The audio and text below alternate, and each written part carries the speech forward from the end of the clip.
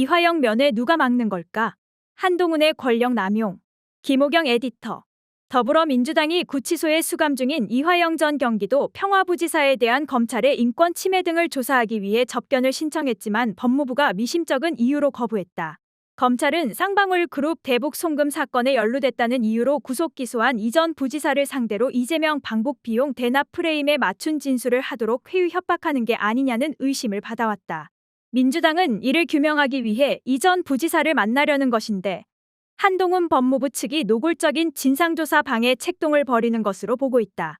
민주당 인권위원회와 법률위원회는 26일 성명을 내고 지난주 이화영 전 경기도 평화부지사 배우자의 탄원서와 이 전 부지사의 친필 서한을 접수해 검토한 결과 검찰이 이 전 부지사에 대한 반인권적 회유 압박은 물론 추악한 거짓 언론 플레이마저 서슴없이 자행한 정황을 확인했다며 이에 지난 19일 진상을 직접 확인하기 위해 법무부가 정한 절차에 따라 구속 중인 이 전 부지사에 대한 장소 변경 접견을 신청했고 지난 24일 수원지방검찰청을 항의 방문해 탄원서와 친필 서한으로 제기된 여러 의혹에 대한 입장문을 전달했다고 밝혔다.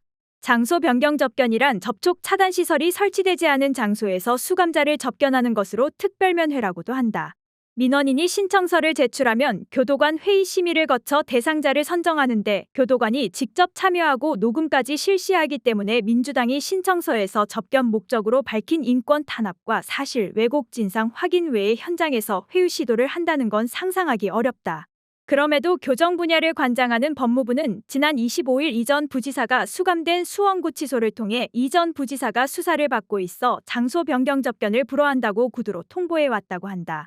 당 인권위원회와 법률위원회는 성명에서 법무부 교정본부 홈페이지에 따르면 이 전 부지사처럼 이미 기소돼 재판 중인 피고인은 수사를 받고 있는 경우에만 장소 변경 접견이 제한된다며 공판 중심주의 원칙상 기소된 피고인은 기소 후에는 같은 범죄로는 수사를 받지 않는 것이 원칙이기 때문에 피고인이 수사를 받는다는 것은 별건으로 수사를 받는 것을 의미한다고 설명했다.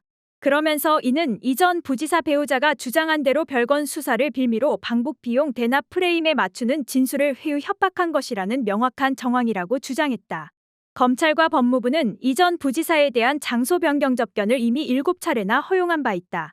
그런데 검찰의 반인권적 조작 수사와 거짓 언론 플레이 정황이 이 전 부지사 부부의 탄원서와 친필 서한으로 드러나자 민주당의 진상조사를 방해하기 위해 엉터리 이유를 대면서 그동안 허용해왔던 접견을 불허하고 있다는 게 민주당 측 판단이다.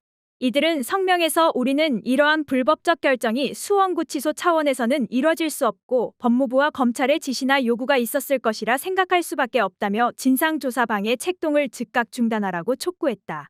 민주당 인권위원장인 주철현 의원은 이날 기자들과 만나 인권 침해와 사실 왜곡 조작 시도가 있었다고 하여 확인하겠다는 건데 법무부 장관은 권력을 남용해 이를 막고 있다며 수원지검의 접견 불허 처분은 한동훈 법무부 장관의 지시가 분명하다고 말했다.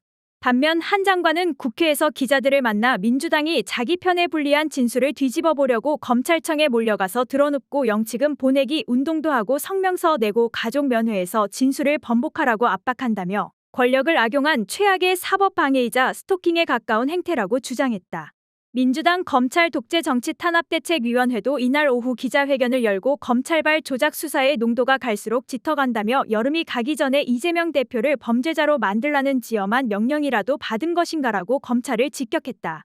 대책위는 검찰은 김성태 전 쌍방울 회장 공소장에서 김성태 회장이 직원들을 통한 휴대 밀반출 및 환치기로 800만 달러를 국외로 몰래 반출해 북한 조선 아태위 부실장에게 전달했다고 주장했다면서 그런데도 국가보안법이나 특정경제범죄가중처벌법상 재산국외 도피가 아니라 처벌이 훨씬 가벼운 외국환거래법 위반으로 김성태 전 회장을 기소했다고 지적했다.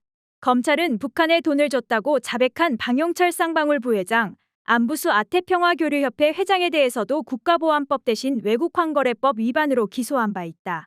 봐주기 기소의 특혜를 누린 세 사람의 공통점은 진술 번복이다.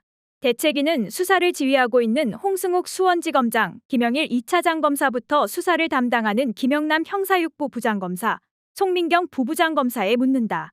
김성태 전 회장에 대한 봐주기 수사는 진술 번복에 대한 대가인가라며 나머지 범죄도 언제든 추가 기소돼 중형을 받을 수 있다는 것을 보여주면서 김성태 전 회장과 그 주변인들을 압박해 방북 비용 대납이라는 거짓 진술을 조작해내기 위한 것 아니냐고 따졌다.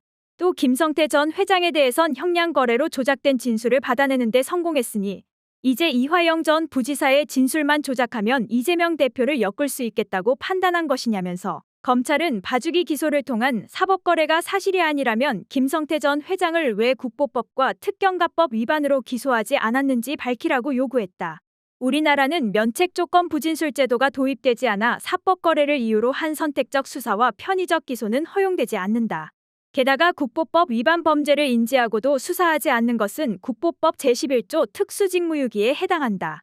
민주당은 검찰이 계속 봐주기로 일관할 경우 관련 혐의에 대한 고발에 직접 나서고 나아가 중대범죄를 은닉한 수원지검 검사와 수사관들을 공수처에 고발한다는 방침이다. 대책위는 이재명 대표를 범죄자로 낙인 찍는 조작 수사는 그만 포기하라며 그렇지 않으면 범죄 혐의자들의 조작된 진술은 검찰이 야당 대표를 표적으로 짜맞추기와 조작 수사를 벌였다는 증거로 역사에 기록될 것이라고 강조했다. 한민수 대변인도 27일 국회 소통관 브리핑에서 국가보안법상 편의 제공은 10년 이하 징역, 특경가법상 재산국외 도피는 무기나 10년 이상 징역에 처할 수 있다.